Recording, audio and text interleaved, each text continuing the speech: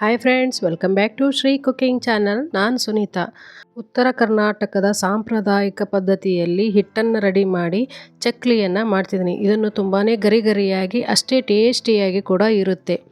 ಹಿಟ್ಟನ್ನು 2 ರಿಂದ 3 ತಿಂಗಳು ನೀವು ಹೊರಗಡೆ ಸ್ಟೋರ್ ಮಾಡಿ ಇಡ್ಬೋದು. ಫ್ರಿಜ್ಜಲ್ಲಾದರೆ 5 ರಿಂದ 6 ತಿಂಗಳು ನೀವು ಸ್ಟೋರ್ ಮಾಡಿ ಇಡ್ಬೋದು. ಈ ಥರ ಹಿಟ್ಟನ್ನು ನೀವು ಮಾಡಿಕೊಂಡ್ರೆ ತುಂಬಾ ಪರ್ಫೆಕ್ಟಾಗಿ ಕೇವಲ ಯಾವಾಗ ಬೇಕೋ ಆವಾಗ 10 ನಿಮಿಷದಲ್ಲಿ ನೀವು ಮಾಡಿಕೊಂಡು ತಿನ್ಬೋದು. ಇವಾಗ ನಾವು ಹಿಟ್ಟನ್ನು ರೆಡಿ ಮಾಡಲಿಕ್ಕೆ ನಾನು ಈ ಮೆಜರ್ಮೆಂಟಲ್ಲಿ 4 ಬೌಲ್ನಷ್ಟು ನಾನು ರೇಷನ್ ಅಕ್ಕಿಯನ್ನು ಯೂಸ್ ಮಾಡ್ತಿದ್ದೀನಿ. ನೀವು ಯಾವ ಮೆಜರ್ಮೆಂಟಲ್ಲಿ ತೊಗೋತೀರಾ ಆ ಮೆಜರ್ಮೆಂಟಲ್ಲಿ ನೀವು ಎಲ್ಲವನ್ನು ಅಳತೆ ಮಾಡಬೇಕು.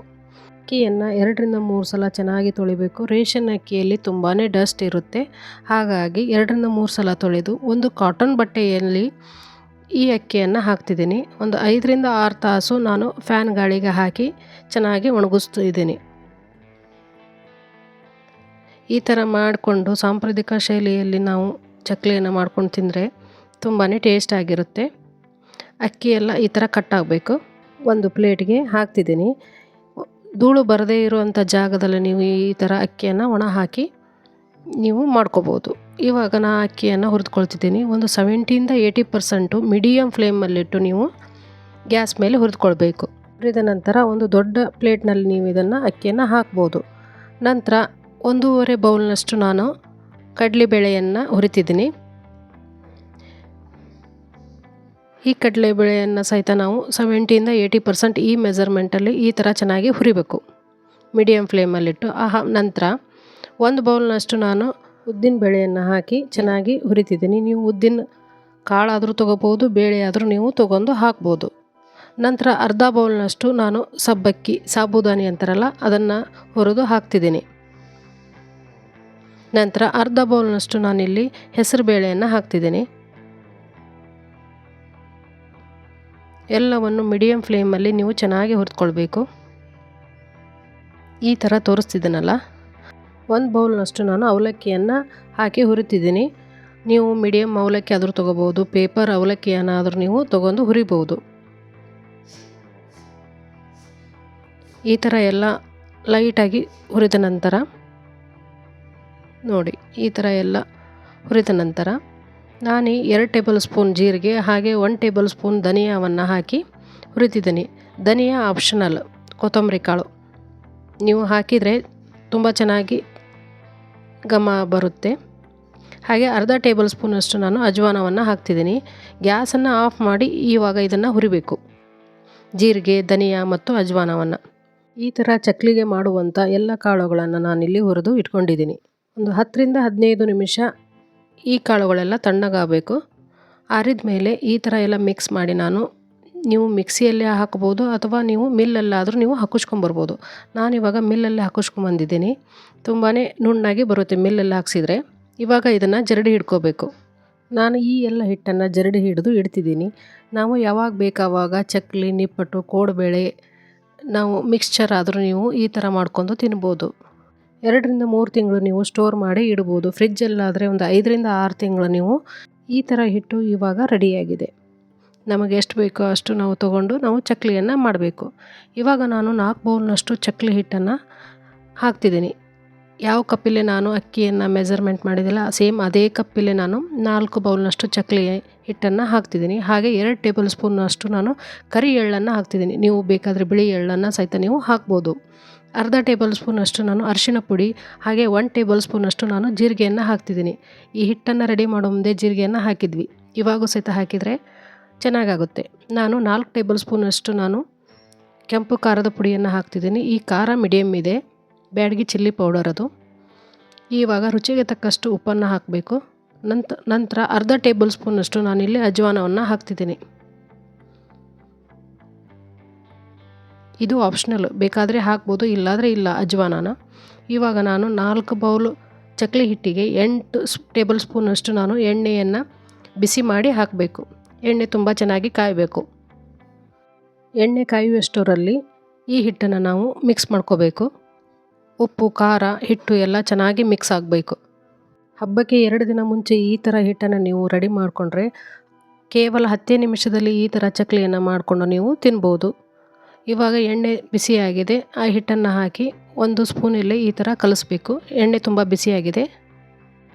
ಎಣ್ಣೆಯನ್ನು ಹಾಕಿ ಈ ಥರ ಮಿಕ್ಸ್ ಮಾಡಿದ ಮೇಲೆ ಸ್ವಲ್ಪ ತಣ್ಣಗಾದ್ಮೇಲೆ ನೀವು ಕೈಯಲ್ಲಿ ಮಿಕ್ಸ್ ಮಾಡ್ಬೋದು. ನೀವು ಎಣ್ಣೆ ಬದಲಾಗಿ ತುಪ್ಪವನ್ನು ಸಹಿತ ನೀವು ಹಾಕ್ಬೋದು.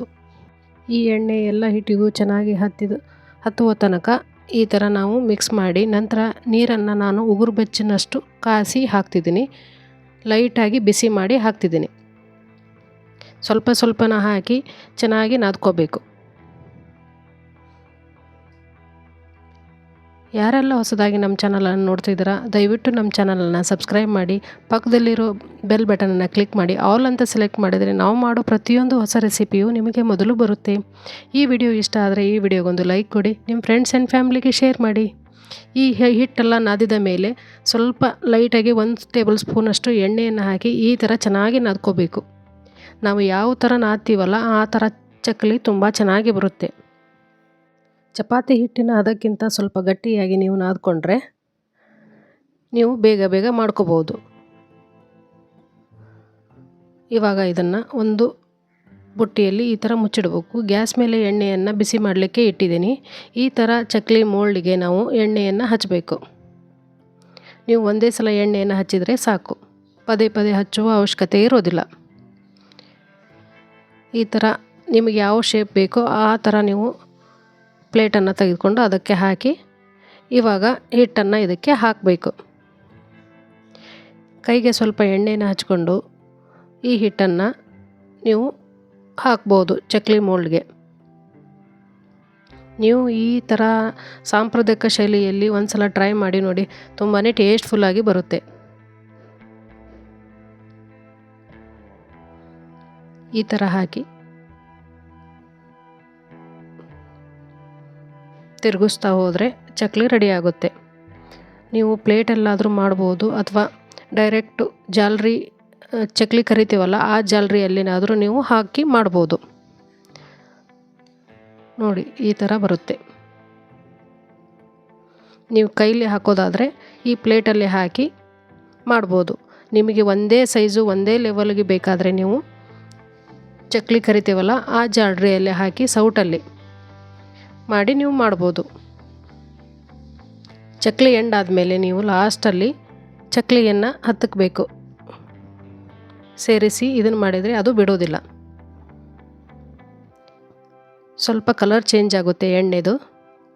ಖಾರದ ಪುಡಿ ಕಲರ್ ಇರ್ತಲ್ಲ ಹಾಗಾಗಿ ಎಣ್ಣೆ ಚೇಂಜ್ ಆಗಿರುತ್ತೆ. ನೋಡಿ ಎಷ್ಟು ಚೆನ್ನಾಗಿ ಬಂದಿದೆ ಅಂತ. ಎಲ್ಲಿ ಒಂಚೂರು ಬಿಟ್ಕೊಲಾರ್ದ ಹಾಗೆ ಬಂದಿದೆ. ನೀವು ಈ ಮೆಜರ್ಮೆಂಟಲ್ಲಿ ಈ ಥರ ಚಕ್ಲಿಯನ್ನು ಮಾಡ್ಬೋದು. ಇವಾಗ ನಾನು ಈ ಸೌಟಲ್ಲಿ ಮಾಡ್ತಿದ್ದೀನಿ. ಒಂದೇ ಲೆವೆಲ್ಗೆ ಚಕ್ಲಿ ಆಗುತ್ತೆ. ಪೂಜೆಗೆ ಈ ಥರ ಮಾಡಿಟ್ರೆ ಒಂದೇ ಲೆವೆಲ್ಗೆ ಚಕ್ಲಿ ರೆಡಿ ಆಗುತ್ತೆ. ನೀವು 20 ದಿನಗಳ ಕಾಲ ಈ ಥರ ಚಕ್ಲಿಯನ್ನು ಮಾಡಿ ಸ್ಟೋರ್ ಮಾಡಿ ಇಡ್ಬೋದು. ಒಂದು ಬಾಕ್ಸಲ್ಲಿ ಒಂದು ಪೇಪರನ್ನು ಹಾಕಿ ಸ್ಟೋರ್ ಮಾಡಿ ಇಡ್ಬೋದು. ಈ ಥರ ಒಂದೇ ಲೆವೆಲ್ಗೆ ಎಷ್ಟು ಚೆನ್ನಾಗಾಗಿದೆ ನೋಡಿ ಚಕ್ಲಿ. ಹಿಟ್ಟು ರೆಡಿ ಮಾಡಿಕೊಂಡ್ರೆ ಕೇವಲ 10 ರಿಂದ 15 ನಿಮಿಷಗಳಲ್ಲಿ ನೀವು ಮಾಡಿ ಮುಗಿಸ್ಬೋದು. ನೋಡಿ ಎಷ್ಟು ಕ್ರಿಸ್ಪಿಯಾಗಿ ಬಂದಿದೆ ಅಂತ. ಈ ಥರ ಚಕ್ಲಿನ ನೀವು ಒಂದ್ಸಲ ಮನೆಯಲ್ಲಿ ಟ್ರೈ ಮಾಡಿ ನೋಡಿ. ಈ ಹಬ್ಬಕ್ಕೆ ಅಥವಾ ನೀವು ಯಾವಾಗ ಬೇಕಾದರೂ ನೀವು ಈ ಥರ ಹಿಟ್ಟನ್ನು ರೆಡಿ ಮಾಡಿಕೊಂಡ್ರೆ ಮಾಡಿ ತಿನ್ಬೋದು. ಈ ವಿಡಿಯೋ ಇಷ್ಟ ಆದರೆ ಈ ವಿಡಿಯೋಗೊಂದು ಲೈಕ್ ಕೊಡಿ. ಮತ್ತೆ ಹೊಸ ರೆಸಿಪಿಯೊಂದಿಗೆ ನಿಮ್ಮನ್ನು ಭೇಟಿಯಾಗ್ತೀನಿ. Thank you.